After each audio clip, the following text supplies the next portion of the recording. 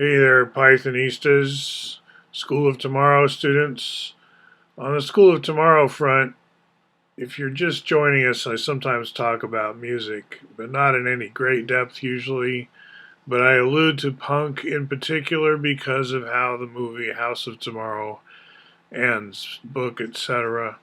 What this is really about, though, is just reminding you that, conventional math. I spent lunch with a really pretty profound mathematical thinker he's not into the Bucky stuff like I am. He's got a very classic high quality education, and we banter about stuff like, will the real numbers be the way we think about them? Are we going to 100 years from now, are we going to be thinking in terms of the real numbers? Probably there'll be that and other stuff, different ways of looking.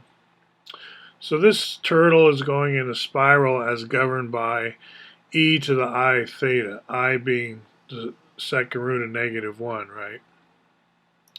So, and as it does the circle, it also increases the radius.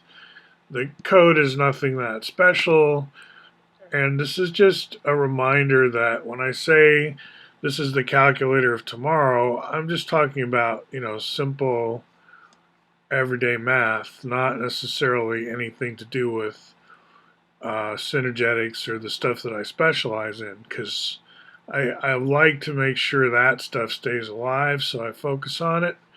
But in terms of just being able to express yourself in a colorful coding surface that takes you into an artistic frame of mind sometimes, I wouldn't, sell Codesters short and say, oh, it's just good for what I'm doing or something like that.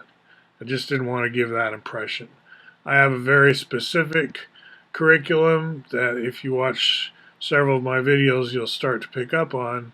And then I also use tools that have generic teaching value that you could use regardless of whether my specific so-called Martian math or any of that is of interest to you. It doesn't have to be, is what I'm saying. All right, so let's talk again in the near future. Good morning there, friends. Talk to you then. Greetings up.